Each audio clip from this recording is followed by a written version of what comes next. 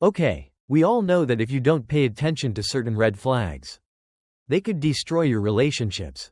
It doesn't matter how much you love each other, if you miss certain red flags.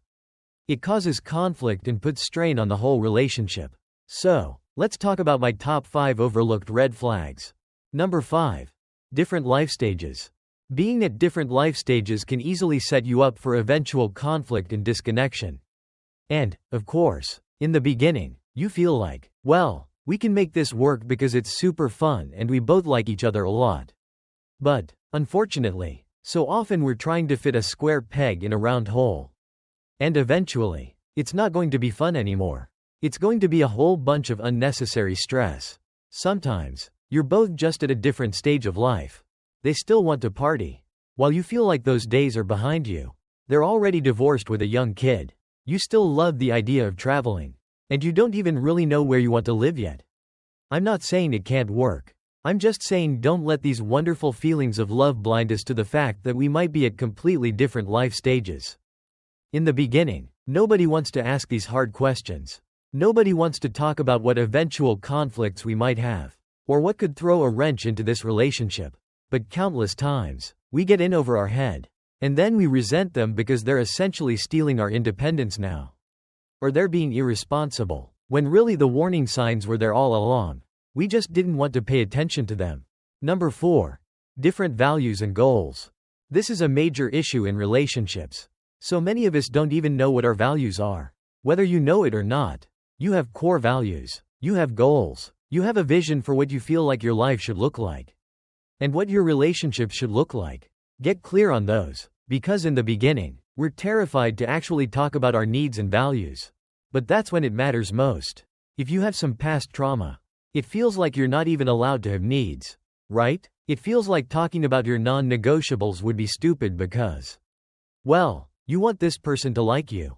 But that's part of the problem. We should be more concerned with, does this person actually know the real us? We should be more concerned with, does this person align with my values? Rather than, how can I make them like me more? Never forget that the biggest predictor of relationship success with someone else is how our relationship is with ourselves. Do we know our own value and worth? How do we view ourselves? Are we willing to hold space? Are we practicing self-respect, self-compassion, and acceptance? Because how we love ourselves is a massive clue to how we will love someone else or what we will tolerate in someone else. If your faith is really important to you and you know that when you have a family, you envision your family going to church every Sunday. If that's really important to you, you need to be talking to any partner you're getting serious with about that. If you know that honesty and transparency are core values for you, that's something that you need to be discussing with them. If you know that pornography is considered cheating in your eyes, that's something you need to let them know. If you know that you're going to have separate bank accounts, if you know that living near your family and seeing them at least a few times a month is vital for you, then these values need to be expressed. Don't give any room for uncertainty or chance. This is where our boundaries come in. If you have a vision that says, even during a conflict, I still deserve respect and kindness, and it doesn't matter if I like you or not, I need to establish a boundary around anyone who crosses those lines. And remember, a boundary isn't about controlling them. They can still talk however they want. A boundary is about, what am I willing to accept and tolerate? I'm not willing to tolerate anyone yelling in my face during a conflict. They can continue to yell. I'm just planning on removing myself from the room because I've already established that boundary with them. And remember, compatibility still matters. Yes, we like them. Yes, we want them to like us. But are we giving them a chance to accept the real us? Or are we pretending to be laid back and chill and then later resenting them for not caring about something that was never clearly communicated? So, get clear on what your values and needs are. Be bold and courageous enough to tell them so they have a chance to know and accept the real you. I promise you that if they end up leaving because of your honesty, yes, it hurts, but it doesn't hurt as bad as divorce after years of unresolved conflict. Number 3. Baggage and trauma. The sad reality is, we all have some baggage from our past. We probably all have some trauma. But not all of us are willing to do the work and start on a healing journey. I think one of the worst things that we can do for our future peace and relational fulfillment is accidentally missing the red flags that someone is carrying baggage from their past into their relationship in the present. Someone smarter than me said, if you don't heal from those who cut you, you'll bleed on those who didn't. And that can be true for your partner. And it can be true for you. So, how does this manifest in our relationships? Well, obviously, unhealed trauma can come out in a lot of different ways. But let's just go over some obvious and some overlooked red flags that I believe we have to address if we want a healthy, safe, mutually fulfilling relationship with anyone.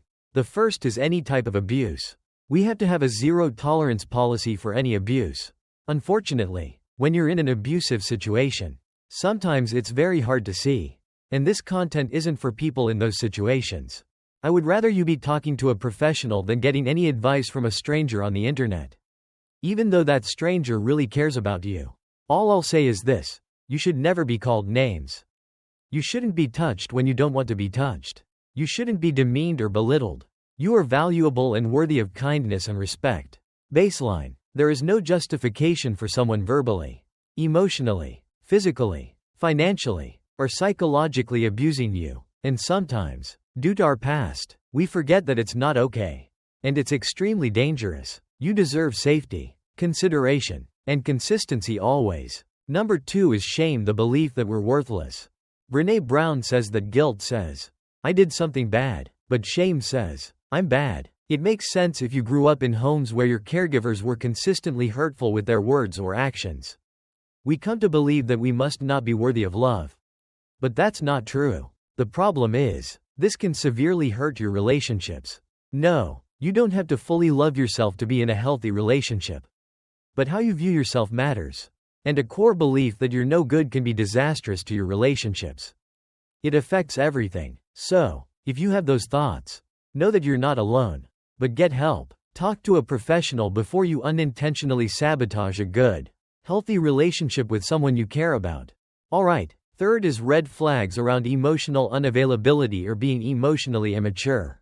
And obviously, we can all be immature at times. But here are just some of the red flags I could think of. Someone who is disrespectful, aggressive, confrontational, someone who has to be right, someone who takes no accountability when they're wrong or even when they hurt you unintentionally, someone who can't apologize, someone who doesn't see a need for validation or empathy, someone who has to escalate the fight because they can't have a calm discussion with you, someone who is inconsiderate or self-centered, someone who tries to manipulate or control you. These aren't things that we should just brush off because, well, nobody's perfect. These are red flags. There's a reason the majority of marriages end in divorce or one partner being miserable even if they stay together. We have to do everything we can to set ourselves up for success. This isn't about perfection. This is about direction toward humility, respect, and maturity. Number 4 is trust issues. Some people, because of their trauma, understandably have a lot of insecurity and trust issues. Sometimes that's because they were hurt so badly in the past that, subconsciously, they're terrified of truly getting close to someone because closeness only resulted in pain when they were a child. Now, we can have empathy for their past. We can have compassion for their pain or shame. But we still have to hold them accountable to any destructive coping mechanisms or toxic relationship behaviors. We can understand how actual intimacy and vulnerability might terrify them. And we can also acknowledge that closeness, connection, and consideration are simply core values for us. We need those to be present in our relationship. And that's okay if it's not a priority for them. But it is for us. That doesn't mean we're abandoning them. It means we're protecting ourselves from unhealthy or unsafe relationships. Because the sad reality is, our childhood was a classroom. And you were learning things whether you wanted to or not. Some people were punished for trying to get close or connected to their caregivers. So now they're either hypervigilant to stay connected to their partner, always needing constant reassurance that their partner still loves them, always testing their love, or picking fights with them just to make sure that they're still worthy enough to fight for. Which is also an example of immaturity and unavailability. It will eventually drive your partner crazy. And their insecure behavior actually becomes the cause of the distance and disconnection that they feared so much and were trying to prevent so aggressively. They call this being anxiously attached. Or you can have avoidant attachment, where you were neglected by the people who were supposed to love you the most. They weren't there for you when you needed them. You didn't feel like a priority to them. So it's only natural that you come to believe that it's not worth getting close to someone else because those people always hurt you. That's why you run away when someone gets too close. That's why you're fiercely independent. That's why you suppress your feelings and needs because it makes you very uncomfortable to think about yours or your partner's. So you numb yourself with addictions. Your job, superficial sex, food, or hobbies. But the point is, those aren't compatible with long-term relationship success. It doesn't mean that they are bad people. It just means that there's work that needs to be done. There's healing that needs to be started because when we don't, we unintentionally sabotage even a healthy relationship because we or they aren't capable of actual honesty, vulnerability, and closeness because of our fear. And we all have a choice. If you aren't interested in mutual respect, intimacy, and intentionality in your relationships, then you have the option of staying single. No one is forcing you to enter into companionship with someone. I'm just warning you of what's required if you do. What really helped me is answering the question, why do I do the things I do? Figure out why you need them to validate your worth and value. Figure out why you pull away when they need closeness. Figure out why you defend or criticize. There are reasons for all of them, and most of them have to do with us trying to protect ourselves. But that protection isn't serving us anymore. We need to let go of the fear, let go of the shame, and show up as our true selves. And yes, be respectful and kind, but also stop apologizing for your needs and desires. Not everyone is for you. But you won't have to beg the right person to care about what you need to feel safe, valued, and loved. Alright, number 2. Love tanks. I personally love this topic. As I mentioned earlier, self-centeredness isn't compatible with relationship success. I personally believe the best relationships are mutually selfless. But not from the standpoint of viewing yourself as unworthy of love and attention. But just the opposite. I know my worth. I know my value. I know what I deserve. I know what I need in relationships. And I can respectfully and vulnerably advocate for those needs. I care about how I'm being treated. But I also care about how you believe you're being treated by me. You find me two people who are both intentional about checking in to make sure their partner feels valued, safe, loved, and prioritized, and is willing to do anything short of abandoning their boundaries to meet those needs. That's a relationship that will thrive. That's the equation for success. Let's not make relationships more complicated than they are. You have to care about what fills your partner's love tank. You have to care about what helps them to feel prioritized and valued. You have to have a desire to consistently execute those things. And you have to care about what leads them to feeling neglected or rejected, which keeps their tank empty.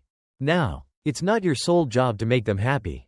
But if leaving the dishes in the sink and never washing them for days leaves them feeling neglected, like you're putting that mutual chore all on them, then the solution is really easy. Don't do that anymore. You don't need to make this into a fight and make this a giant thing about your independence and your autonomy. And you should have the freedom to wash the dishes whenever you want to. And if they're going to make such a big deal out of nothing, then they can just wash them themselves. Right? What you just did was admit that this isn't about the dishes. This is about you feeling like you're losing your independence. This is about you feeling called out. This is about your shame, your baggage from the past being triggered, your overly critical mom, or your emotionally distant dad who said that you would never amount to anything is rising back up in your nervous system. And you're fighting that and making your partner the new enemy. But all they did was tell you that when you leave dishes in the sink, it makes them feel hurt and neglected, like you don't value their time and that you're entitled to them cleaning up after you. But it's our job to recognize when we're triggered and when we're filled with shame and guilt. And we're starting to take it out on our partners. And to flip the same script around on you. You told them it would only take them 30 seconds to wash it instead of making such a big deal about nothing. And yet at the same time, you won't take those 30 seconds to wash it and prevent this conflict in the first place. So let's not start a double standard here. We both need to be on the same team. We both need to be a safe place for our partner to vulnerably and respectfully bring up a complaint, concern, or desire and not be punished for it. Now, of course, this doesn't mean that they should be a completely negative person and always complaining. Nor does it mean that they should criticize you or attack you with their words. But it also shouldn't mean that they can't feel safe to bring up an issue because you throw it back in their face. Blow up, shut down, invalidate them, mock them, get defensive, or dismiss their feelings entirely. Because both of those things hurt relationships. But back to our point. What fills their love tank? Is it appreciation? Is it time together? Is it one-on-one time where you put your phones down and you just talk? Is it when you write those little sticky notes to her in her mirror in the morning? Is it when he feels sexually desired by you? Is it when you flirt with him? Is it when he feels respected by you? When you defer to him and trust his judgment? Is it when you prioritize emotional connection and actual intimacy with her? Where you ask her questions about her day, her stress, and what's on her heart? When you touch her and kiss her and don't push for the bedroom? Is it when you check in with her to make sure she doesn't feel overwhelmed? When you take on mutual chores without having to be asked because you love her and you can tell that she's taking on too much? Ask them. Ask them to be specific. Ask them what behaviors cause them to fall in love with you in the first place. Ask them what you could do this week to fill their love tank and then do it. That's what builds trust, consistency. Filling our partner's emotional love banks. Because I believe that in every moment, every conversation, we get a chance, an opportunity to move closer together or drift farther apart. And trust me, the natural state of your relationship with work and kids and aging parents and money and stress is all going to pull you apart if you're not intentional. Every opportunity you have to reconnect, repair conflicts, remind them how much they mean to you, and do something sweet for them. Practice consideration and thoughtfulness. Every moment needs to be capitalized on because we will always be swimming against the current when it comes to all the things trying to cause us to drift apart. It's not easy, it's just necessary. Number 1 is communication. It was always going to be communication because when we get communication wrong, this entire thing crumbles. I don't think you can have friendship and intimacy and trust and safety without communication. Right? The presence of it either builds up or tears down all those other essential aspects. So it's vital we get this right. People always say, "Oh, you just need to communicate more." But they're missing a vital component because if one of you is unhealed or emotionally immature, more communication won't solve anything. You could give me a calculus test as many times as you want, and I would continue to fail it. Me taking the calculus tests isn't the problem, it's the fact that I don't understand calculus. That's the problem, and it's the same for communication. More of the wrong type of communication. That's filled with shame, blame, self-loathing, disrespect, aggression, defensiveness, criticism, contempt, passive-aggressiveness, dismissing someone's feelings, or name-calling. More of that type of communication will only make things worse every time. So what do we do? Well, first we eliminate those things. We have a zero-tolerance policy for those. We've already set boundaries around those. If my wife and I did anything that checked one of those boxes, we would automatically take a timeout for 30 minutes and come back to the conflict once we're less triggered and have apologized for those hurtful words. That's a core value for both of us. That's why it's so important to discuss and agree upon your boundaries and needs around conflict and communication and how to repair. You should map out what an optimal conflict should look like and then figure out how to practice that and make it a reality. My advice: be a safe place for your partner to bring something up. But also, when we have a complaint, we bring it up with kindness, respect, and vulnerability. We don't say, "You never take me anywhere, you're such a selfish narcissist." No, that's only going to do one thing, and that's going to immediately trigger a defensive reaction. It would be the same for me. Those are fight words, so of course, our body is going to go into fight or flight mode. That's just how we're all wired. Instead, we say, "Can I talk to you about something that's on my heart? I know you haven't meant to do this, but I've been feeling very hurt and alone because you've been working so much lately. I know you're doing it for our family, but I'm just telling you my feelings surrounding it. Remember those times that you used to take me out on those surprise dates? And we would just watch the sunset and talk about our life together? I can't even tell you how much I loved those times with you. Would you be willing to do that for me again?" Now, of course, it feels wrong when we have to tell someone what we want from them. And absolutely, a huge part of relationships is anticipating someone else's needs, which we should absolutely do. But at the same time, we all get stuck. We all unintentionally ignore our partner. And it's nice when they tell us exactly what they want to feel loved. Now, does this mean just because we tell someone how to fill our love tanks or you tell someone what you're feeling, that they will react with kindness and consideration? No, of course not, because unfortunately, it always takes two people for trust and safety and intimacy to be experienced. If they can't or won't do the work, then unfortunately, We won't achieve those in this relationship. So if someone who is important to you tells you that you unintentionally hurt them in some way, please don't get triggered and get defensive and tell them they shouldn't feel that way and nothing you do will ever be good enough. Because that's the opposite of trust and safety. That makes them not want to bring up any concern to you in the future. All they want from you in this moment is to know that you care about how they're feeling. To be curious. Ask them what led them to feel that way. Get in their shoes. See it from their lens. Of course, it's hard, but it's necessary. This is what makes empathy so powerful in our relationships. You're saying, "You matter to me. I care. It makes sense that you would feel that way. It wasn't my intention to hurt you. And I want you to feel prioritized because I love you." And that helps people feel safe, loved, and heard and validated. And you can do that. I mean, that might sound dumb to you, but that is how a discussion can go. They can approach you with vulnerability, respect, and kindness and without blame. And you cannot get defensive or invalidate them. Don't you think that approach would potentially be better than what you're doing before? Isn't it worth a try? Because in my opinion, the way we handle these moments, it might seem insignificant, but I think it makes or breaks the entire relationship.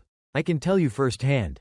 Safety and trust can be lost very quickly when we don't realize how extremely hurtful invalidation in defensiveness and interrupting and trying to prove that they're unfairly attacking you can be.